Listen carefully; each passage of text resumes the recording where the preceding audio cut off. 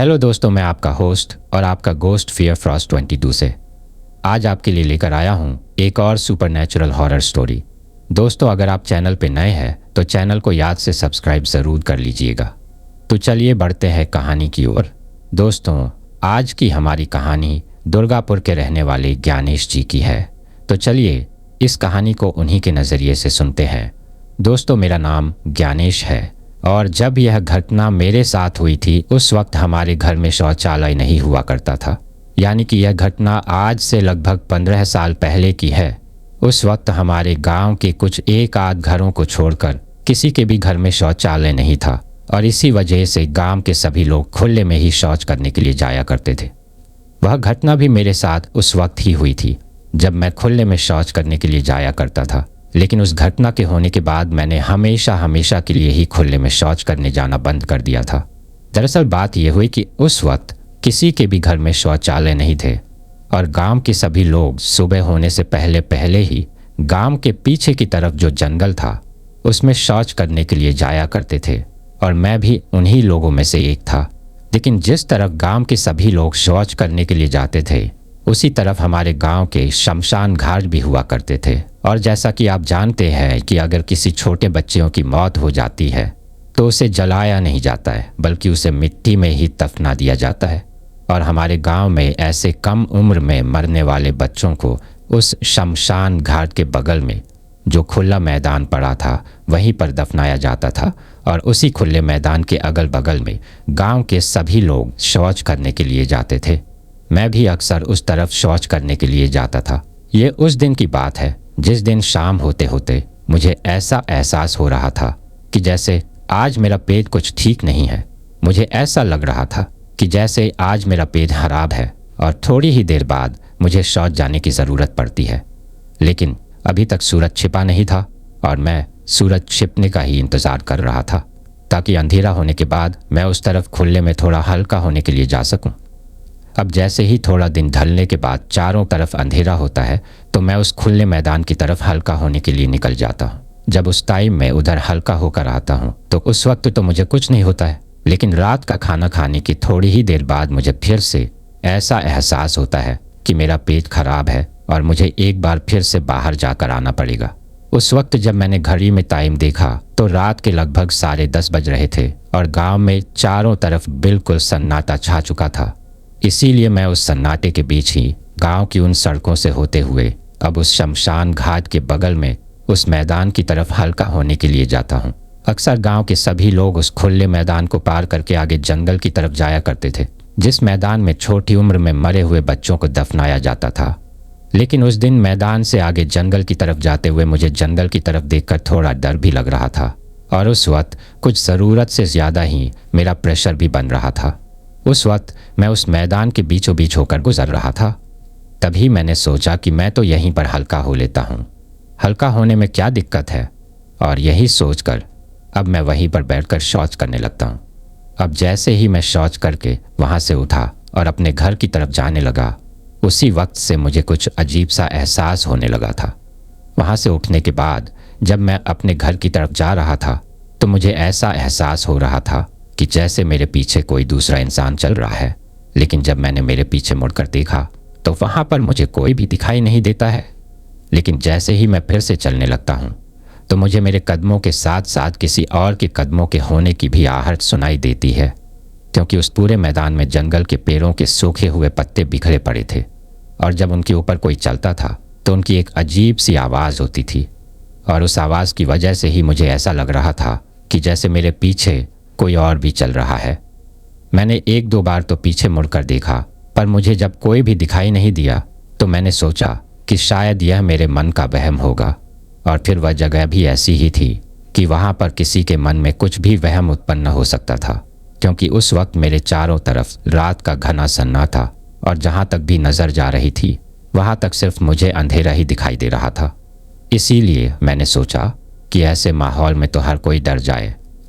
तभी मैं उस चीज़ को नज़रअंदाज करके फटाफट अपने घर आ जाता हूँ। जब मैं अपने घर वापस आया और बिस्तर पर लेटते वक्त मैंने फिर से जब घड़ी में टाइम देखा तो उस वक्त तक रात के लगभग 11:15 बज रहे थे। उसके बाद मैं अपने चेहरे पर कंबल डालकर सो जाता हूँ। क्योंकि उस वक्त गर्मियों का टाइम था तो घर के सभी लोग बाहर आंगन में ही चारपाई डालकर सोया करते थे और उस वक्त मैं भी मेरी चारपाई पर घर के बाहर आंगन में ही सो रहा था। अभी मैं मेरे मुंह पर कंबल डालकर सोने की कोशिश कर ही रहा था कि तभी मुझे ऐसा एहसास होता है कि जैसे मेरे बिस्तर के बगल में कोई खड़ा है। यह ठीक वैसा ही एहसास था जैसा उस खुले मैदान की तरफ से शौच करके आते हुए मुझे लग रहा था कि जैसे कोई मेरे पीछे चल रहा है। ठीक वैसे ही अब मुझे ऐसा एहसास हो रहा था कि जैसे कोई मेरे बिस्तर के बगल में मेरे सिरहाने की तरफ खड़ा हुआ है। अब मैंने कंबल ओढ़े ओढ़े ही मेरे मन में यह सोचा कि शायद यह मेरे मन का वहम होगा और अब मैं मेरी आंखों को ज़ोर से बंद करके सोने की कोशिश करता हूँ, लेकिन पता नहीं, फिर भी मुझे बार बार ऐसा लग रहा था कि कोई तो है जो मेरे बगल में खड़ा है। तभी मैं अचानक से उठकर खड़ा होता हूँ और मेरी चारपाई के चारों तरफ देखता हूँ, लेकिन मुझे वहाँ पर कोई भी नज़र नहीं आता है। मेरे से थोड़ा दूर आंगन में मेरे घर के लोग ही सो रहे थे, लेकिन उनमें से तो कोई भी जगा हुआ नहीं था। वो सभी तो गहरी नींद में सो रहे थे। उसके बाद मैं भी फिर से अपने मुंह पर कंबल डालकर सो जाता हूँ, लेकिन इस बार मुझे कुछ अलग ही एहसास फिर से होने लगता है। अब मुझे ऐसा लग रहा था कि जैसे मेरी चारपाई के नीचे कोई लेटा हुआ है और उसके होने का एहसास लेते हुए मुझे मेरी पीठ पर बार बार हो रहा था। मुझे ऐसा लग रहा था कि जैसे कोई बार बार नीचे से मेरी चारपाई को छू रहा हो। तभी मैं मन ही मन सोचने लगा कि आज आखिर मेरे साथ ये हो क्या रहा है। लेकिन फिर भी मैं उस चीज़ को नज़रअंदाज करके फिर से सोने की कोशिश करता हूँ, लेकिन तभी मुझे 2-3 बार ऐसा लगता है कि जैसे कोई बार बार नीचे की तरफ से मेरी चारपाई को छू रहा है और उसकी वजह से मेरा शरीर भी हिल रहा था। तभी मैंने मेरे ऊपर से कंबल को हटाया और उठकर चारपाई के नीचे झांक कर देखा, लेकिन मुझे कोई भी दिखाई नहीं देता है। अभी ये सब हो ही रहा था कि तभी अचानक मेरे पेट में फिर से गुड़गुड़ होने लगती है और मुझे फिर से ऐसा लगता है कि शायद एक बार दोबारा हल्का होकर आना पड़ेगा। लेकिन जब मैंने घड़ी में टाइम देखा तो उस वक्त रात के फिक्स 12 बज रहे थे। तो समय को देखकर मेरे अकेले की बाहर जाने की हिम्मत नहीं होती है और मैं चुपचाप मेरे पेट में जो भी गुड़गुड़ हो रही थी उसको दबाकर फिर से चारपाई पर लेट जाता हूँ। लेकिन जैसे ही मैं चारपाई के ऊपर लेटता हूँ तो मुझे एक बार फिर से बार बार ये एहसास होता है कि मेरी चारपाई के नीचे कोई ना कोई तो है। तभी मैंने सोचा कि मैं इस बार आराम से उठकर चारपाई के नीचे नहीं देखूंगा, बल्कि मैं झट से पलटकर अपनी चारपाई के नीचे देखूंगा, ताकि अगर कोई घर का बच्चा मेरे साथ यह शरारत कर रहा है तो वह भाग नहीं पाएगा और मेरी पकड़ में आ जाएगा। अब मैंने ऐसा सोचकर ही अचानक से पलटकर मेरी चारपाई के नीचे देखा और जैसे ही मैंने चारपाई के नीचे देखा तो इस बार मेरी हालत बुरी तरीके से खराब हो गई।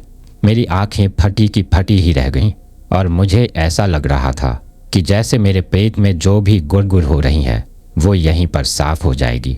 क्योंकि जब मैंने चारपाई के नीचे देखा तो मुझे मेरी चारपाई के नीचे एक छोटा बच्चा दिखा, लेकिन मेरे डरने की वजह ये नहीं थी कि मेरी चारपाई के नीचे कोई बच्चा था, बल्कि मेरे डरने की वजह ये थी कि उस बच्चे का चेहरा इतना ज़्यादा डरावना था कि उसे देखकर एक पल के लिए तो किसी भी इंसान के हार्ट अटैक ही आ जाए। क्योंकि जब मैंने मेरी नज़रें मेरी चारपाई के नीचे की तरफ घुमाई तो मैंने देखा कि वह बच्चा मेरी चारपाई के नीचे एक अजीब ही तरीके से बैठा हुआ था, जैसे कोई बंदर किसी पेड़ के ऊपर बैठा रहता है, ठीक वैसे ही।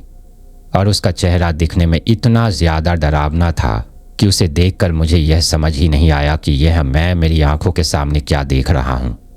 उसके होंठ बिल्कुल बुरी तरीके से काले पड़े हुए थे और उसके चेहरे पर इतनी ज़्यादा झुर्रियाँ थी कि इतनी झुर्रियाँ तो किसी बूढ़े आदमी के भी नहीं होती। और उसकी आंखों के बीच का जो काला कांच था वह बिल्कुल गायब था और उसकी आंखें पूरी तरीके से सफ़ेद थी, जो कि उस अंधेरे में काफ़ी चमक रही थी। और इसके साथ ही उसके सिर पर किसी बूढ़े आदमी की तरह सफ़ेद बाल थे और तो और उसके दोनों कान भी नहीं थे। अब उसका ऐसा नज़ारा देखकर मेरी तो सिट्टी पिट्टी ही गुल हो गई। मुझे समझ नहीं आ रहा था कि मैं अब क्या करूं।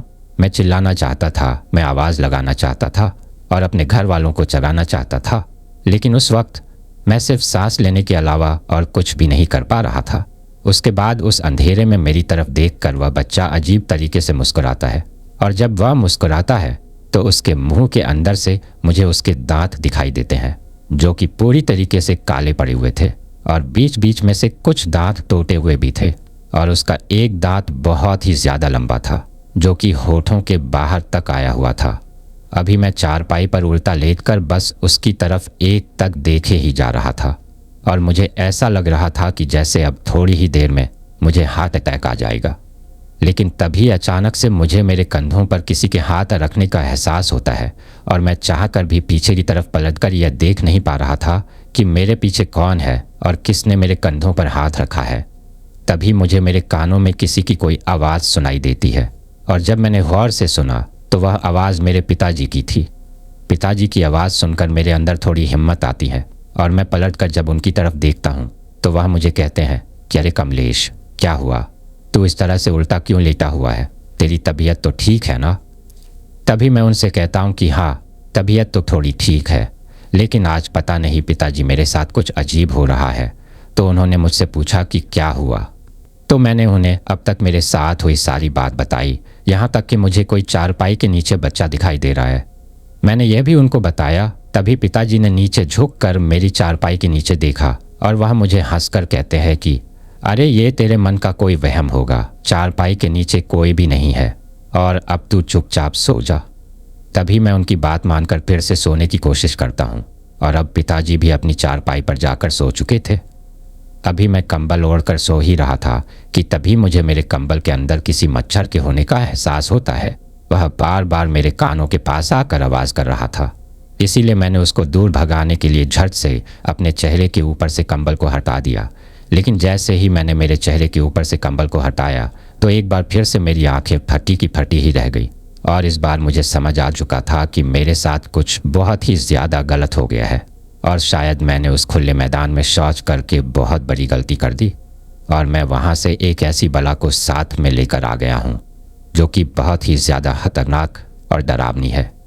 दरअसल जैसे ही मैंने मेरे चेहरे के ऊपर से कंबल को हटाया तो मुझे दिखाई देता है कि मेरे घर के आगे की तरफ छत की दीवार पर वहीं बच्चा बैठा हुआ है जो अभी कुछ देर पहले ही मेरी चारपाई के नीचे मुझे दिखाई दे रहा था। इस बार वह हमारे घर के आंगन की तरफ छत की दीवार पर पैर लटकाकर बैठा हुआ था और उसका वही डरावना चेहरा मुझे फिर से दिखाई देता है। इस बार वह मेरी तरफ देखकर बहुत ही अजीब तरीके से मुझे घूर रहा था। अभी मैं उसकी तरफ देख ही रहा था कि तभी अचानक वह मेरे ऊपर मेरी चारपाई पर कूद जाता है और जैसे ही वह मेरे ऊपर कूदता है तो मेरे मुंह से एक जोर की चीख निकल जाती है और मैं उछलकर मेरी चारपाई के ऊपर से खड़ा हो जाता हूँ और मेरे ऐसा करते ही मेरे घर के सभी लोग भी जाग जाते हैं और तभी मेरी माँ मेरे पास भाग कर आती है। वह मुझसे बड़ी ही बेचैन होकर पूछती है कि क्या हुआ। तो मैंने उन्हें सारी बात बताई। तब तक पिताजी और बाकी घर के सभी लोग भी वहाँ पर आ चुके थे। लेकिन मेरे पिताजी क्या है कि शुरू से ही भूत प्रेत और इन चीज़ों को बहुत कम मानते हैं, या यूं कहूँ कि बिल्कुल ही नहीं मानते। तभी उन्होंने मुझे फिर से कहा कि अरे ये तेरे मन का वहम है, ऐसा कुछ भी नहीं है। तभी मेरी माँ मुझे कहती है कि तू सो जा, मैं तेरे पास ही सो जाती हूँ। लेकिन मेरे साथ ऐसा होने के बाद मेरी माँ की चिंता बहुत ही ज़्यादा बढ़ गई थी और उस दिन तो मैंने वह रात जैसे तैसे बिताई। फिर दूसरे दिन सुबह होते ही अचानक मेरी माँ मेरे पास आकर मुझसे कहती है कि तू फटाफट नहा धोकर तैयार हो जा, हमें कहीं पर चल कर आना है। और वह इस बारे में मुझे मेरे पिताजी से कहने के लिए मना करती है। फिर उसके बाद हम दोनों घर पर पिताजी से कुछ और बहाना बनाकर घर से निकल जाते हैं। तभी रास्ते में चलते वक्त मैंने मेरी माँ से पूछा कि आखिर आप मुझे कहाँ लेकर जा रही हो। तभी मेरी माँ ने मुझसे कहा कि कल रात जो कुछ भी तेरे साथ हुआ था वो सब गांव में पहले भी कुछ लोगों के साथ हो चुका है और उनमें से एक दो लोगों की तो मौत भी हो गई थी और मैं नहीं चाहती कि तेरे साथ भी कुछ ऐसा हो। कहीं मुझे जिस बात का डर है वही तो तेरे साथ नहीं हो गया। इसी चीज़ की जांच पड़ताल करने के लिए हम लोग बगल के गांव में जो हनुमान जी का मंदिर है वहां पर उन पंडित जी के पास चल रहे हैं। उसके बाद हम लोग हमारे गांव के बगल में उस हनुमान जी के मंदिर में जाते हैं और वहां के पंडित जी को मेरी माँ ने मेरे साथ जो भी कुछ हुआ उसके बारे में सब कुछ बताया। तब कुछ ही देर बाद पंडित जी ने हमें जो बताया उसे सुनकर हमारे पैरों तले तो ज़मीन ही खिसक गई थी और मुझे एहसास हो गया था कि मैंने कल रात उस खुले मैदान में शौच करके कितनी बड़ी गलती कर दी और अब पता नहीं इस गलती का मुझे कितना बड़ा हर्जाना भुगतना पड़ेगा। दरअसल उन पंडित जी ने मुझे बताया कि जब मैं उस खुले मैदान में शौच करने के लिए गया था और जहाँ बैठकर मैंने शौच किया, वहीं पर एक मरे हुए बच्चे की कब्र थी जहाँ उसे दफनाया गया था, और अब वह कच्चा कलुआ उसी वक्त से मेरे साथ होकर मेरे घर पर आ गया है। पंडित जी ने कहा कि अगर जल्दी ही इस चीज़ का इलाज नहीं करवाया गया तो वह आप लोगों के घर में से किसी एक इंसान की जान लेकर ही मानेगा, क्योंकि उस कच्चे कलवे की बहुत ही छोटी उम्र में अप्राकृतिक मौत हो गई थी, जिसकी वजह से आज तक उसकी आत्मा वहीं पर भटक रही थी और मैं उसकी चपेट में आ गया। अब उसके जीवन की जो कुछ अधूरी इच्छाएं थीं, उन्हें वो मेरे ज़रिए या फिर मेरे परिवार की किसी भी सदस्य के ज़रिए पूरा करना चाहता है, और इसके लिए वह घर में से किसी एक इंसान की जान लेकर ही रहेगा। तभी माँ ने उन पंडित जी से कहा कि आप हमें इस समस्या के निवारण का कोई रास्ता बताइए। तब पंडित जी ने माँ को मंदिर का कुछ बबूत दिया और माँ से कहा कि आज शाम को आकर वह घर पर कुछ हवन और अन्य प्रक्रियाएं करके जाएंगे, जिससे उस कच्चा कलवा की आत्मा हमारे घर से दूर हो जाएगी। इसके बाद मैं और माँ घर पर वापस लौट आते हैं और माँ ने सारी बात आकर पिताजी को बताई, लेकिन पिताजी माँ की बात सुनने के बजाय माँ के ऊपर गुस्सा करने लगे और उनसे कहने लगे कि तुम ये क्या फालतू की बातें बच्चों के दिमाग में डाल रही हो। असल ज़िंदगी में ऐसा कुछ भी नहीं होता है। कल रात इसके साथ जो कुछ भी हुआ वो इसके मन का वहम ही होगा। अभी माँ और पिताजी के बीच में यह बहसबाजी चल ही रही थी कि तभी घर के अंदर से मेरी बहन बहुत तेज़ और अजीब सी चाल चलते हुए हमारी तरफ आती है और गुर्राते हुए मेरी तरफ झपट्टा मारकर मुझे ज़मीन पर गिरा देती है और मेरा गला पकड़कर मेरे सीने के ऊपर बैठ जाती है। इसके बाद वह मुझे अजीब सी गुर्राती हुई आवाज़ में कहती है कि तुझे क्या लगा कि तू मंदिर जाकर आएगा और मुझे पता नहीं चलेगा? मैं तुझे बिल्कुल भी नहीं छोड़ूंगा, मैं तुझे अपने साथ लेकर ही जाऊंगा। तुम लोगों ने मंदिर में जाकर बहुत बड़ी गलती कर दी है और इस गलती की तुम्हें बहुत ही भारी कीमत चुकानी पड़ेगी। जब ये सब बातें मेरी बहन मुझे बोल रही थी तो उस वक्त उसकी आवाज़ पूरी तरीके से बदली हुई थी। उस आवाज़ को सुनकर ऐसा लग ही नहीं रहा था कि यह उसकी आवाज़ है, बल्कि उस आवाज़ को सुनकर ऐसा लग रहा था कि जैसे कोई बूढ़ा और बड़ा आदमी बोल रहा हो। अब मैं अपने दोनों हाथों से उससे अपने गले को छुड़ाने की कोशिश कर रहा था और यह सब कुछ ही पलों में हुआ था। इसके साथ ही यह सब मेरी माँ और पिताजी के सामने ही हो रहा था, जिसके बाद पिताजी ने मेरी बहन को दोनों तरफ से पकड़ा और उसे मेरे ऊपर से हटाया। मेरे ऊपर से हटाते ही मेरी बहन वहाँ पर अचानक से बेहोश हो जाती।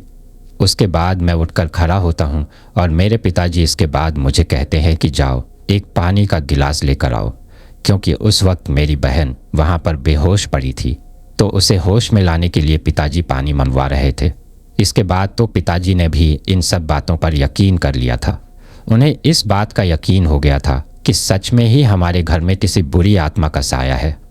तभी मैं अंदर पानी लाने के लिए चला गया और जब मैं पानी लेकर वापस आया तो मैंने देखा कि मेरे पिताजी और माँ आपस में बातें कर रहे हैं, लेकिन मेरी बहन वहाँ पर नहीं है। वो वहाँ से अचानक से गायब हो गई थी। तभी मैंने माँ और पिताजी के पास जाकर मेरी बहन के बारे में पूछा तो पिताजी ने कहा कि अभी तो यहीं पर लेटी हुई थी, कहाँ गई? इसके बाद माँ और पिताजी भी परेशान हो जाते हैं। तभी मैं भी उन लोगों के ऊपर गुस्सा करके उनसे कहता हूँ कि आप लोगों ने उसे ऐसी हालत में छोड़ कैसे दिया? अभी मैं सिर्फ पानी लाने के लिए ही तो गया था। तभी पिताजी ने मुझसे कहा कि मेरा तो सिर्फ एक पल के लिए ही उसके ऊपर से ध्यान हटता था। तुम्हारी माँ मुझे कुछ बात बोल रही थी और इसीलिए मैंने जब अपनी नज़रें तुम्हारी माँ की तरफ घुमाई तो उतनी ही देर में तो वह यहाँ से गायब हो गई, वरना मैं तो उसके पास ही बैठा हुआ था।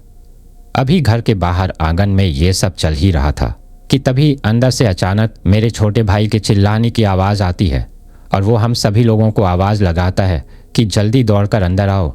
और जब हम लोग दौड़कर अंदर जाते हैं तो सामने का नज़ारा देखकर हम सभी के पैरों तले ज़मीन खिसक जाती है और सबसे ज़्यादा तो पिताजी की हालत ख़राब हो जाती है। दरअसल जब हम लोग दौड़कर अंदर गए तो हमने देखा कि घर के बरामदे में हमारी वही बहन फांसी के फंदे पर लटकी हुई है, जो अभी कुछ पल पहले ही बाहर बेहोश पड़ी थी। उसे इस तरह फांसी के फंदे पर लटकता हुआ देखकर माँ तो वहीं पर बेहोश होकर गिर जाती है। तभी पिताजी ने भाग कर उसके पैरों तले अपने कंधों को लगाया और मैंने भी जल्दी से ऊपर की तरफ चढ़कर उसके गले से उस फांसी के फंदे को निकाला। उसे नीचे उतार कर जब हम लोगों ने उसकी सांसों को देखा तो अभी भी उसकी धड़कन थोड़ी बहुत चल रही थी। तभी हम लोग फटाफट उसे अस्पताल लेकर जाते हैं और उस दिन किसी तरह उसकी जान बच जाती है। अब घर में सभी लोगों को इस बात का एहसास हो गया था कि हमारे घर में कोई बहुत ही भयंकर आत्मा है जो कि घर में किसी एक सदस्य को अपना शिकार बनाकर ही रहेगी। तभी वहीं अस्पताल में से ही पिताजी ने गांव के एक दो दोस्तों से उन पंडित जी के मोबाइल नंबर लिए जिनके पास हम लोग दिन में जाकर आए थे और उन्हें फ़ोन करके फ़ोन पर सारी बातें बताई। उसके बाद शाम होते ही पंडित जी ने घर पर आने का कहा।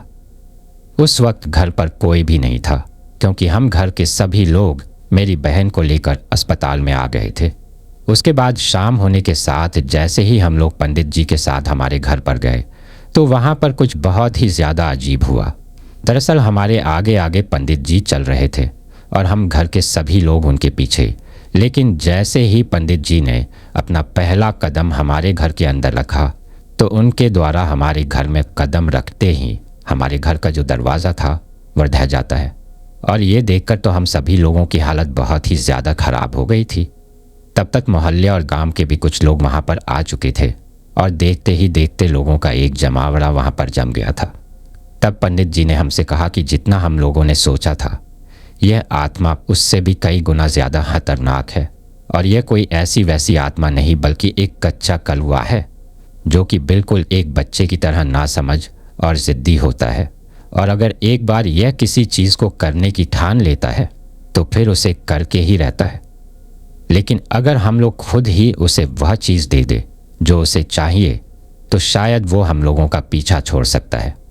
वरना ये कच्चे कलवे की आत्मा तो इतनी ज़्यादा खतरनाक और गंदी होती है कि इसे किसी भी मंत्रों के बंधन में नहीं बांधा जा सकता और ना ही किसी की सौगंध देकर पीछा छुड़ाया जा सकता। तब पिताजी ने पंडित जी से पूछा कि इससे पीछा छुड़ाने का कोई तो उपाय होगा। तब पंडित जी ने हमसे कहा कि उस कच्चे कलवे को किसी की बलि चाहिए और अगर हम लोग उसे वह बलि दे देते हैं तो शायद वह हम लोगों का पीछा छोड़ देगा। यह सुनकर पिताजी थोड़ा घबरा जाते हैं और वह पंडित जी से कहते हैं कि पंडित जी आप ये कैसी बातें कर रहे हैं, भला मैं मेरे घर के किसी भी सदस्य की बलि कैसे दे सकता हूँ। तब पंडित जी ने कहा कि यह कोई ज़रूरी नहीं है कि हम किसी इंसान की ही बलि दें, बल्कि हम उसे किसी जानवर की बलि देकर भी उससे पीछा छुड़ा सकते हैं।